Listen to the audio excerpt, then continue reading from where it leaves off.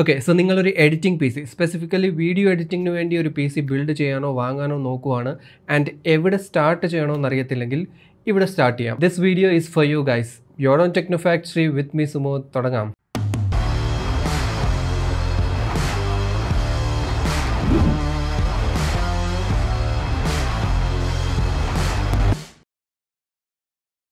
So traditional ഫോർമാറ്റിൽ editing എന്ന് പറയുമ്പോൾ കുറേ ക്ലിപ്സ് ആഡ് ചെയ്യുക, അതിനെ കട്ട് ചെയ്യുക, ജോയിൻ ചെയ്യുക, ഇടയ്ക്ക് കുറച്ച് ടെക്സ്റ്റും ട്രാൻസിഷൻസും ചെറിയ ക്ലിപ്പ് ആർട്സും ഇതൊക്കെയായിരുന്നു ഒരു ട്രഡീഷണലി പണ്ടത്തെ എഡിറ്റിംഗ് എന്ന് പറയുന്നത്. ബട്ട് ഇപ്പോഴത്തെ എഡിറ്റിംഗ് വേ മോർ അഡ്വാൻസ്ഡ് ആണ്. പ്രൊഫഷണൽ ലെവലിൽ ചെറിയ എഡിറ്റിംഗ് തന്നെ നമുക്ക് 2-3 സോഫ്റ്റ്വെയർസ് യൂസ് ചെയ്യേണ്ടി വരുന്നുണ്ട്.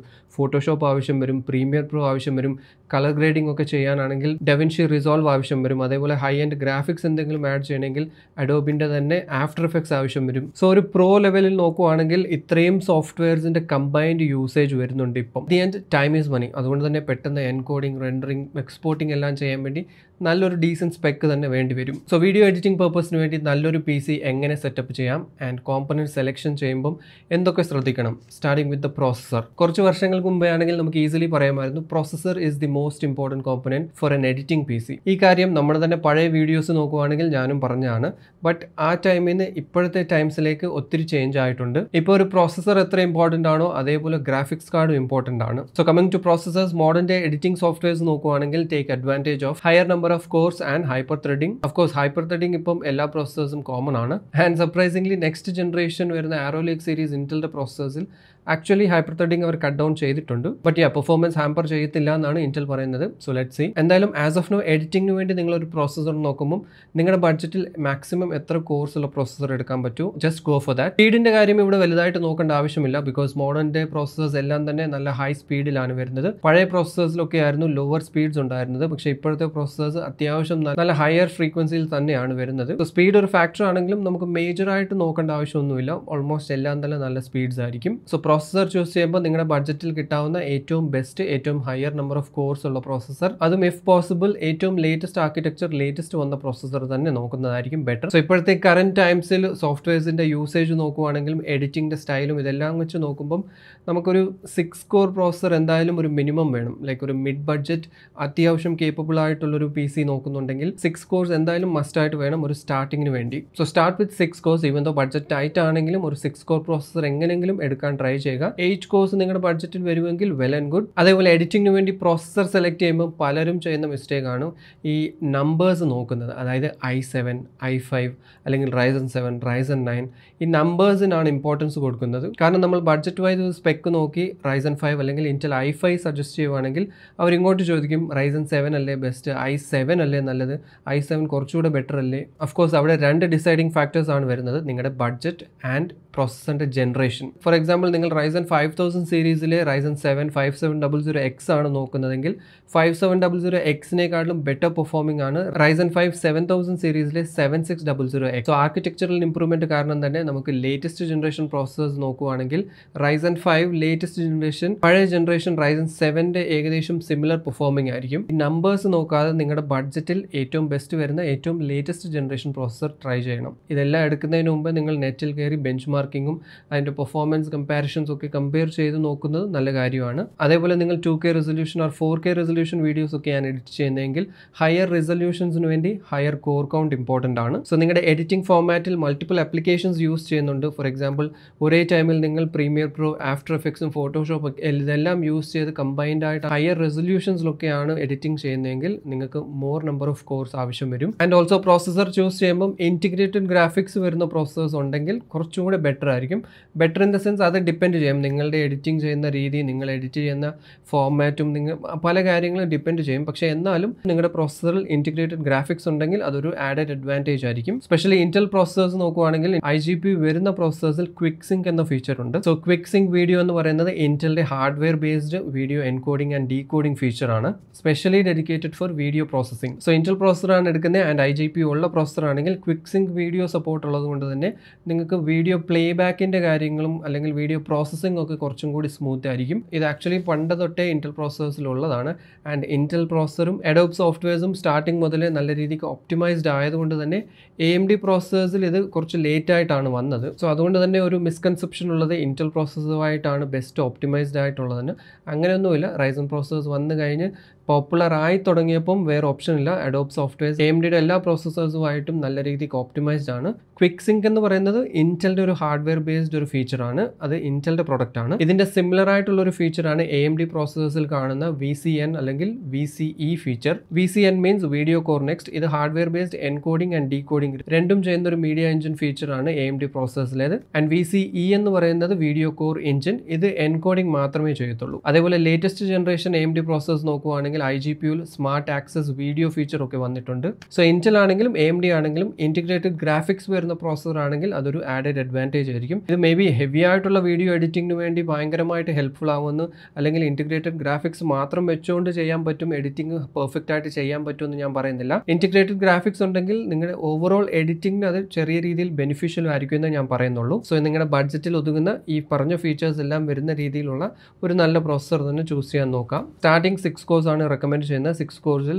Ryzen 5 5500. ബഡ്ജറ്റ് കുറവാണെങ്കിൽ 5500 ഒക്കെ ഇപ്പോഴും നല്ല പ്രോസസ്സേഴ്സ് ആണ്. 5500, 5600 ഓർ ഇന്റൽ സൈഡ് നോക്കുവാണെങ്കിൽ ഇന്റൽ i5 12400F. ഇവൻ ദോ IGPU ഇല്ലെങ്കിലും അത്യാവശ്യം കുഴപ്പമില്ലാതെ നമുക്ക് എഡിറ്റിംഗ് കാര്യങ്ങളൊക്കെ ചെയ്യാൻ പറ്റും, കുഴപ്പമൊന്നുമില്ല. കുറച്ചും കൂടി ബഡ്ജറ്റ് ഉണ്ടെങ്കിൽ സ്റ്റാർട്ടിംഗ് റേഞ്ചിൽ Ryzen 5 7600X നല്ല ചോയ്സ് ആണ്. സിമിലർലി ഏറ്റവും ലോ ബഡ്ജറ്റ് ആണ് ഇന്റഗ്രേറ്റഡ് ഗ്രാഫിക്സ് വെച്ചിട്ടുള്ളതാണ് നോക്കുന്നെങ്കിൽ 5600G നല്ല ചോയ്സ് ആണ്. 8600G ബെസ്റ്റ് ആണ്. 8500G എടുക്കേണ്ട, വേസ്റ്റ് ആണ്.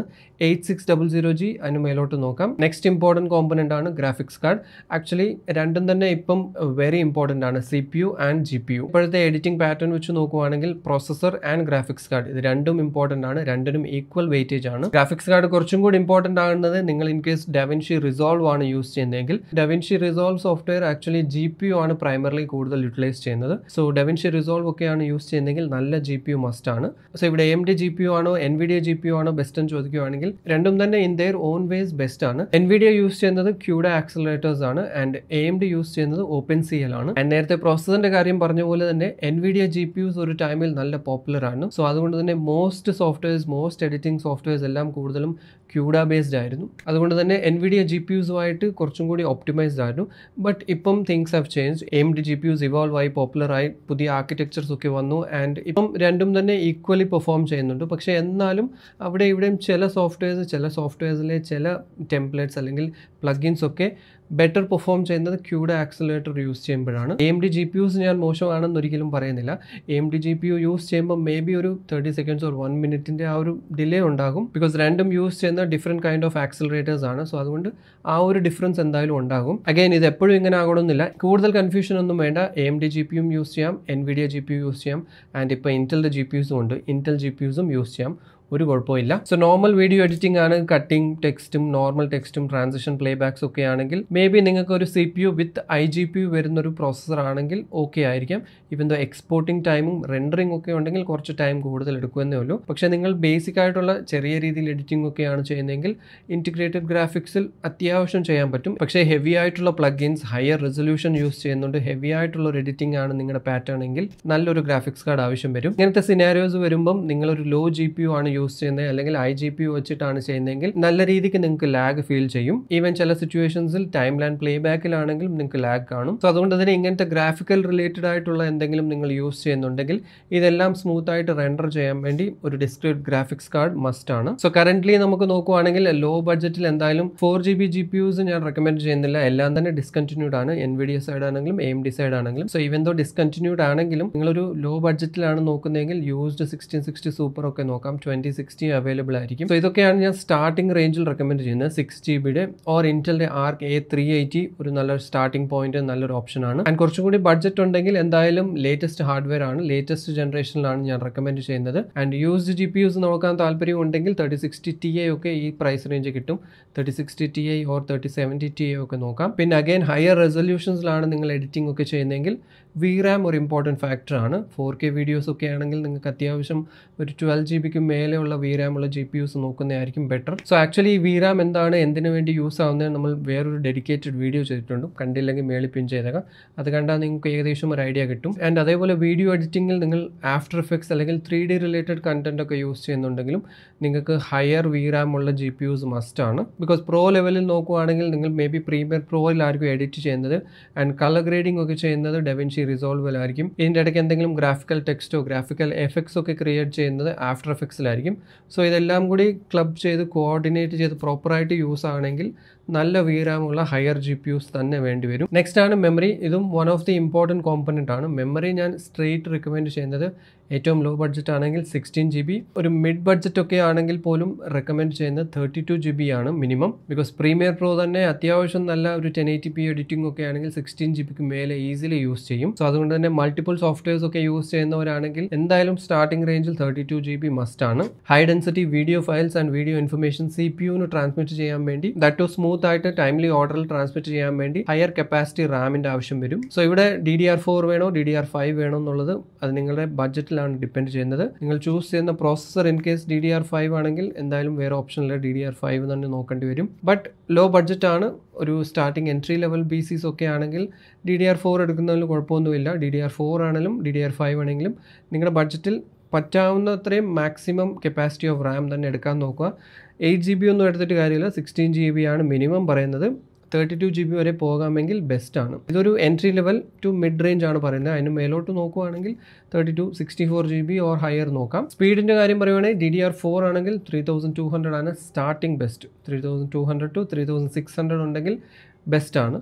പിന്നെ DDR5 നോക്കുകയാണെങ്കിൽ 5200 മേലോട്ട് ഒരു 5600 to 6000 MHz ഒക്കെ ആണെങ്കിൽ ബെസ്റ്റ് ആണ്. ഞാൻ പറയുന്ന റാം കപ്പാസിറ്റി ആണെങ്കിലും സ്പീഡ് ആണെങ്കിലും നിങ്ങളുടെ ബഡ്ജറ്റിനനുസരിച്ച് ഏറ്റവും ഹയസ്റ്റ് തന്നെ എടുക്കാൻ നോക്കുക. പിന്നെ നെക്സ്റ്റ് കോമ്പണൻ്റ് ആണ് storage. Storage of course important ആണ്, പക്ഷേ ഇതും ഡിപ്പെൻഡ് ചെയ്യുന്നത് പല കാര്യങ്ങളാണ്. നിങ്ങൾ മെയിൻലി എത്രയാണ് സ്റ്റോറേജ് യൂസ് ചെയ്യാൻ ഉദ്ദേശിക്കുന്നത്, ഹെവി ബാക്കപ്പ് അല്ലെങ്കിൽ ഹെവി ആയിട്ടുള്ള മാസ് സ്റ്റോറേജിന് വേണ്ടി ഓപ്ഷൻ നോക്കുന്നുണ്ടോ ഓർ സ്പീഡാണോ മെയിൻ പ്രയോറിറ്റി, ഇതിൽ ഡിപ്പെൻഡ് ചെയ്യും. ആൻഡ് ബഡ്ജറ്റ് ഓഫ് കോഴ്സ് വേറൊരു ക്രൈറ്റീരിയ ആണ്.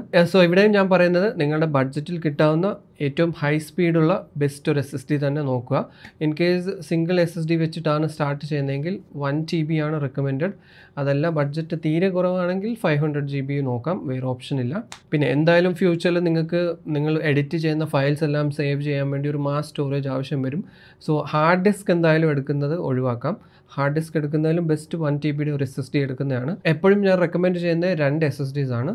ഒരു ചെറിയൊരു SSD നിങ്ങളുടെ വിൻഡോസ് ആൻഡ് ആപ്സിന് വേണ്ടി, മേ ബി ഒരു 500 GB, അതിപ്പം Gen 4 or latest high speed വേണമെന്നൊന്നുമില്ല, Gen 3 ബേസ്ഡ് ആണെങ്കിലും കുഴപ്പമില്ല. പക്ഷേ നിങ്ങളുടെ main editing files, project files, media files ഇതൊക്കെ അത്യാവശ്യം നല്ല ഹൈ സ്പീഡുള്ള ഒരു SSDയിൽ തന്നെ ഇട്ടിട്ട് ആ ഒരു SSDയിൽ നിന്ന് വർക്ക് ചെയ്യുന്നതായിരിക്കും ബെസ്റ്റ്. സോ ഹൈ സ്പീഡുള്ള SSDs ഒക്കെ ആണെങ്കിൽ ഓവറോൾ റെൻഡറിങ് സ്പീഡ്സ് അത് റെഡ്യൂസ് ചെയ്യാൻ ഹെൽപ്ഫുൾ ആയിരിക്കും. ഇവിടെ ഞാൻ നേരത്തെ പറഞ്ഞ പോലെ നിങ്ങൾ എഡിറ്റ് ചെയ്യുന്ന എങ്ങനെയാണോ നിങ്ങളുടെ എഡിറ്റിംഗ് വർക്ക് ഫ്ലോ ഇമ്പോർട്ടൻ്റ് ആണ്. എപ്പോഴും ഒരു സിംഗിൾ SSD എടുക്കാതെ 2 SSDയിലോട്ട് സ്പ്ലിറ്റ് ചെയ്യുന്നതായിരിക്കും നല്ലത്. വിൻഡോസ്, സോഫ്റ്റ്വെയർസ്, ആപ്സ് ഇതെല്ലാം സെപ്പറേറ്റ് ഒരു SSD, അതിനെ സെപ്പറേറ്റ് ചെയ്യുന്നതായിരിക്കും നല്ലത്. ആൻഡ് നിങ്ങളുടെ മെയിൻ എഡിറ്റിംഗ് ഫയൽസിനെ എല്ലാം ഒരു ഹൈ സ്പീഡ് SSDയിലോട്ട് സെപ്പറേറ്റ് ആയിട്ട് ആക്കുന്നതായിരിക്കും ബെസ്റ്റ്. ആൻഡ് നിങ്ങൾ അത്യാവശ്യം നല്ല രീതിക്ക് പ്രോ ലെവൽ എഡിറ്റിംഗ് ഒക്കെയാണ് നോക്കുന്നതെങ്കിൽ SSDയുടെ എൻഡ്യൂറൻസ് ഫാക്ടർ ഇമ്പോർട്ടൻ്റ് ആണ്.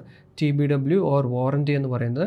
ഈ എൻഡ്യൂറൻസ്, TBW എന്താണ്, വാറൻറ്റി, ഇതെല്ലാം നമ്മൾ വേറെ ഒരു വീഡിയോ ചെയ്തിട്ടുണ്ട്, അതും ഞാൻ മേളിലിട്ടേക്കാം. സോ ഈ പറഞ്ഞ പോലെ പ്രോ യൂസർ ആണെങ്കിൽ TBW or endurance factor higher വരുന്ന SSDs ചൂസ് ചെയ്യുന്നത് നല്ലതാണ്. സോ നിങ്ങൾക്ക് ഓവറോൾ ഫെയിലിയർ റേറ്റ് കുറവായിരിക്കും. കുറച്ചുകൂടി ഹയർ ടൈംസ് ഡേറ്റ അങ്ങോട്ടും ഇങ്ങോട്ടും റീഡ് റൈറ്റ് ചെയ്യാനുള്ള ഓപ്ഷൻ കിട്ടും. സോ സ്റ്റോറേജിൻ്റെ കാര്യം ഇങ്ങനെയാണ്. ആൻഡ് ഈ 4 കോമ്പണൻസ് ആണ് മേജർലി ഇമ്പോർട്ടൻറ്റ് കോമ്പണൻസ്. ഇതല്ലാതെ മറ്റു കോമ്പണൻസിൻ്റെ കാര്യം നോക്കുവാണെങ്കിൽ കൂളിംഗ് ഇമ്പോർട്ടൻ്റ് ആണ്. നിങ്ങളുടെ വർക്ക് ലോഡ്സ് കൂടുതലാണ്, ലോങ് അവേഴ്സ് PC റണ്ണിങ് ആയിരിക്കും, ആൻഡ് ഹയർ CPUs ആണ് നിങ്ങൾ യൂസ് ചെയ്യുന്നതെങ്കിൽ എന്തായാലും മസ്റ്റായിട്ട് വേണ്ട ഒരു ഇമ്പോർട്ടൻറ്റ് കാര്യമാണ് നല്ലൊരു കൂളർ. അതിപ്പോൾ നോർമൽ ഒരു i5 അല്ലെങ്കിൽ Ryzen 5 പ്രോസസ്സേഴ്സ് ആണെങ്കിൽ എയർ കൂളർ ഇനഫ് ആയിരിക്കും. പക്ഷേ Ryzen 7 or Intel i7, even i5ൻ്റെ ചില K സീരീസ് വേരിയൻസ് ഒക്കെ ആണെങ്കിൽ നല്ലൊരു ലിക്വിഡ് കൂളർ തന്നെ വേണം. ബിക്കോസ് നല്ല കൂളിംഗ് ഉണ്ടെങ്കിൽ തെർമൽ ത്രോട്ട്ലിംഗ് ഒക്കെ റെഡ്യൂസ് ചെയ്യാൻ പറ്റും. തെർമൽ ത്രോട്ട്ലിംഗ് ഇൻ കേസ് ഉണ്ടാകുവാണെങ്കിൽ ഓവറോൾ ഫ്രീക്വൻസീസ് കുറയും പ്രോസസ്സറിൻ്റെ. സോ ഒബ്വിയസ്ലി ഫ്രീക്വൻസി കുറയുവാണെങ്കിൽ പെർഫോമൻസ് തന്നെയാണ് അത് ഡ്രോപ്പ് ആകുന്നത്. സോ അതുകൊണ്ട് തന്നെ എപ്പോഴും ടെമ്പറേച്ചേഴ്സ് നല്ല രീതിക്ക് മെയിൻറ്റെയിൻ ചെയ്യാൻ വേണ്ടി, തെർമൽസിനെ ഹാൻഡിൽ ചെയ്യാൻ വേണ്ടി നല്ല കൂളർ മസ്റ്റ് ആണ്. മെയിൻലി നിങ്ങളുടെ പ്രോസസ്സർ ഏതാണോ അതിനനുസരിച്ചായിരിക്കും കൂളിംഗ് നോക്കേണ്ടത്. ഹെവി ആയിട്ടുള്ള പ്രോസസ്സേഴ്സ് ആണെങ്കിൽ ഒരു 360mm ലിക്വിഡ് കൂളേഴ്സ് ബെസ്റ്റ് ആണ്. ഈവൻ നോക്ടോയുടെ D15 അല്ലെങ്കിൽ ഡീപ് കൂൾഡ് Assassin 4 പോലത്തെ എയർ കൂളേഴ്സും നല്ല ചോയ്സ് ആണ്. അടുത്തത് മദർബോർഡിലും നമുക്ക് വലുതായിട്ടൊന്നും പറയാനില്ല. നിങ്ങളുടെ പ്രോസസ്സർ ഏതാണോ ഉദ്ദേശിക്കുന്നത് അതുമായിട്ട് കമ്പാറ്റബിൾ ആയിരിക്കണം. ഫസ്റ്റ് ആൻഡ് ഫോർമോസ്റ്റ് നോക്കേണ്ടത് അതാണ്. പിന്നെ അത്യാവശ്യം നിങ്ങളുടെ ബഡ്ജറ്റിൽ ഏറ്റവും കുറഞ്ഞത് നോക്കാതെ എപ്പോഴും മദർബോർഡ് ഒരു മീഡിയം റേഞ്ചിന് മേലോട്ട് നോക്കുന്നതാണ് നല്ലത്. നല്ലത്. മദർ ബോർഡിൽ നിങ്ങൾക്ക് ആവശ്യമുള്ള പോർട്സും ഫീച്ചേഴ്സ് ഉണ്ടോ എന്ന് നോക്കാം, ഇതെല്ലാം ഉണ്ടോ എന്ന് ചെക്ക് ചെയ്ത് നോക്കാം. ഇതൊക്കെ നിങ്ങളുടെ പേഴ്സണൽ പ്രിഫറൻസസ് ആണ്. അതല്ലാതെ മെയിൻ ആയിട്ട് മദർ ബോർഡ് വാങ്ങിക്കുമ്പോൾ പറയുന്നത് നല്ല സ്ട്രോങ് ആയിട്ടുള്ള VRMs ഉള്ളതും അതിന്റെ സൈഡിലെ മോസ്ഫെറ്റ്സ് എല്ലാം ഹീറ്റ് സിങ്ക് വെച്ച് കവർ ചെയ്തിട്ടുള്ളത്, അതേപോലെ അത്യാവശ്യം നല്ല പവർ ഡെലിവറി ഉള്ള മദർ ബോർഡ്സ് നോക്കുന്നതാണ് ബെസ്റ്റ്. പിന്നെ multi GPU setup or high end work stations ഒക്കെയാണ്, ത്രെഡ് റിപ്പർ പോലത്തെ പ്രോസസ്സേഴ്സ് ഒക്കെയാണ് യൂസ് ചെയ്യുന്നതെങ്കിൽ മൾട്ടിപ്പിൾ GPUs അക്കോമഡേറ്റ് ചെയ്യാൻ വേണ്ടി PCI സ്ലോട്ട്സ് മെയിൻ ആയിട്ട് നോക്കണം. സോ PCയിലെ എല്ലാ കോമ്പണൻസും നമ്മൾ കണക്ട് ചെയ്യുന്നത് ഈ മദർ ബോർഡിലാണ്. സോ അതുകൊണ്ട് അത്യാവശ്യം നിങ്ങളുടെ ബഡ്ജറ്റിൽ വരുന്ന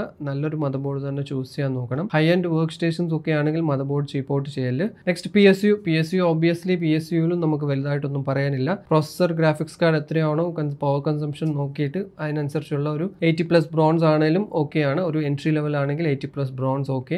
അതല്ല കുറച്ചുകൂടി ബെറ്റർ PC അല്ലെങ്കിൽ കുറച്ചുകൂടി ഹയർ റേഞ്ചിലൊക്കെ ആണെങ്കിൽ 80+ ഗോൾഡ് ഓർ അതിന് മേലോട്ട് നോക്കാം. സിമിലർലി പവർ സപ്ലൈയിൽ പവർ കണക്ടർ ഒരു ഇമ്പോർട്ടൻറ്റ് കാര്യമാണ്. ചില മദർ ബോർഡ്സിൽ CPU കണക്ടർ 2 ആയിരിക്കും വരുന്നത്. സോ ഇത് ഈവൻ ദോ പലരും പറയും ഒരെണ്ണം കണക്ട് ചെയ്താൽ മതി എന്ന്, ഞാൻ എപ്പോഴും പറയുന്നത് ഇത് രണ്ടും കണക്ട് ചെയ്യുന്നത് നല്ലതാണ്. സോ നിങ്ങളുടെ പവർ സപ്ലൈയിൽ 2 CPU പവർ കേബിൾ ഉണ്ടോ എന്ന് നോക്കണം. അതേപോലെ ഹയർ GPUs ആണെങ്കിൽ ഫോർ എക്സാമ്പിൾ 4070 Ti 4080 ഒക്കെ ആണെങ്കിലും ലേറ്റസ്റ്റ് 12 VHPR ഉള്ള പവർ കണക്ടറാണ് വരുന്നത്. സോ പവർ സപ്ലൈ എടുക്കുമ്പോഴും ഈ കണക്ടർ വരുന്ന കേബിൾ ഉണ്ടോ എന്ന് ചെക്ക് ചെയ്തിട്ട് എടുക്കാം. ആൻഡ് ഫൈനലി ക്യാബിനറ്റ് എന്തായാലും മെയിൻലി പറയാനുള്ളത് നല്ല എയർ ഫ്ലോ ഓപ്റ്റിമൈസ്ഡ് ആയിരിക്കണം. നോർമൽ ഒരു ബേസിക് ക്യാബിനറ്റ് ആണെങ്കിൽ ഫ്രണ്ടിൽ 3 ഇൻടേക്ക് ഫാൻസ്, ബാക്കിൽ ഒരു എക്സോസ്റ്റ് ആൻഡ് ടോപ്പിൽ ഇൻ കേസ് ഒരു AO ലിക്വിഡ് കൂളർ വെക്കുകയാണെങ്കിൽ അത് എക്സോസ്റ്റ് ആയിരിക്കും, അല്ലെങ്കിൽ എയർ കൂളർ ആണെങ്കിലും അതും എക്സോസ്റ്റ് ആയിരിക്കും എന്തായാലും. സോ എന്തായാലും മസ്റ്റായിട്ട് ഇങ്ങനത്തെ ഒരു ബേസിക് കോൺഫിഗറേഷൻ ആണെങ്കിൽ ഇൻടേക്കും എക്സോസ്റ്റും അത്യാവശ്യം വേണം. ഇൻടേക്ക് കുറച്ച് കൂടുതൽ വേണം. ഇനി അതല്ല ഫിഷ് ടാങ്ക് പോലത്തെ ക്യാബിനറ്റ്സ് ആണ്, ഡ്യുവൽ ചേംബർ ക്യാബിനറ്റ്സ് ഒക്കെ ആണെങ്കിൽ സൈഡിലും bottom fans completely fans populate ചെയ്യാൻ നോക്കണം. പിന്നെ ക്ലിയറൻസസ് ഒരു ഇമ്പോർട്ടൻറ്റ് കാര്യമാണ്. നിങ്ങൾ വാങ്ങിക്കാൻ ഉദ്ദേശിക്കുന്ന ഇൻ കേസ് എയർ കൂളർ ആണെങ്കിൽ എത്ര ഹൈറ്റുള്ള എയർ കൂളർ സപ്പോർട്ട് ചെയ്യും, ഇതൊക്കെ കേസിന്റെ സ്പെക്കിൽ നോക്കേണ്ടതാണ്. അതേപോലെ ഗ്രാഫിക്സ് കാർഡിന്റെ ലെങ്ത് എത്ര മാക്സിമം സപ്പോർട്ട് ചെയ്യുന്നുള്ളത്. ഈ റേഡിയേറ്റർ സപ്പോർട്ട് ഈവൻ ദോ ചില ഹൈ എൻഡ് കേസ് ഒക്കെ ആണെങ്കിലും ഫുൾ 360mm ലിക്വിഡ് കൂളറിന്റെ സപ്പോർട്ട് വരുന്നില്ല, അങ്ങനത്തെ കേസസ് ഒക്കെ ഉണ്ട്. സോ അതൊക്കെ നിങ്ങൾ ശ്രദ്ധിക്കണം. പിന്നെ ക്യാബിനറ്റിൽ എസ്തെറ്റിക്സ് ആണ്, നിങ്ങൾക്ക് RGB കാര്യങ്ങൾ വേണോ അതൊക്കെ നിങ്ങളുടെ പേഴ്സണൽ പ്രിഫറൻസ് ആണ്. അതേപോലെ ഹാർഡ് ഡിസ്കിന്റെ ഒരു കാര്യമുണ്ട്. ഹാർഡ് ഡിസ്ക് ബേ നോക്കുവാണെങ്കിൽ പല ക്യാബിനറ്റ്സിൽ നിന്ന് റിമൂവ് ചെയ്തിട്ടുണ്ട്. ഇപ്പോൾ സ്ലോലി അത് കുറഞ്ഞു വരുന്നുണ്ട്. ഹെവി ആയിട്ടുള്ള സ്റ്റോറേജ് ഒക്കെ ഉണ്ട്. ഹാർഡ് ഡിസ്കിലാണ് സ്റ്റോർ ചെയ്യുന്നതെങ്കിൽ ക്യാബിനറ്റിൽ ഹാർഡ് ഡിസ്ക് ബേസ് ഉണ്ടോ എന്നും നിങ്ങൾ നോക്കണം. സോ ഇതൊക്കെയാണ് ക്യാബിനറ്റിന്റെ കാര്യത്തിൽ പറയാനുള്ളത്. മെയിൻലി നല്ല എയർ ഫ്ലോ ഉള്ള ക്യാബിനറ്റ് തന്നെ നോക്കണം, അത്രേ പറയാനുള്ളൂ. സോ ഇതൊക്കെയാണ് എഡിറ്റിംഗ് PCക്ക് വേണ്ടി നിങ്ങൾ കൺസിഡർ ചെയ്യേണ്ട മെയിൻ കോമ്പണൻസും എങ്ങനെയാണ് ചൂസ് ചെയ്യേണ്ടത് ഇതെല്ലാത്തിൻ്റെയും ഒരു ബ്രീഫ് വീഡിയോ. എന്തായാലും വീഡിയോ ഇഷ്ടപ്പെട്ടെങ്കിൽ ലൈക്ക് ചെയ്യാം, ഇല്ലെങ്കിൽ ഡിസ്ലൈക്ക് ചെയ്യാം. ചാനൽ സബ്സ്ക്രൈബ് ചെയ്തിട്ടില്ലെങ്കിൽ do subscribe to my channel. എന്തെങ്കിലും doubts or clarification or PC builds ആവശ്യമുണ്ടെങ്കിൽ ഈ നമ്പറിൽ കോൺടാക്ട് ചെയ്താൽ മതി. അടുത്തൊരു വീഡിയോയിൽ കാണാം. Till then be positive and stay happy.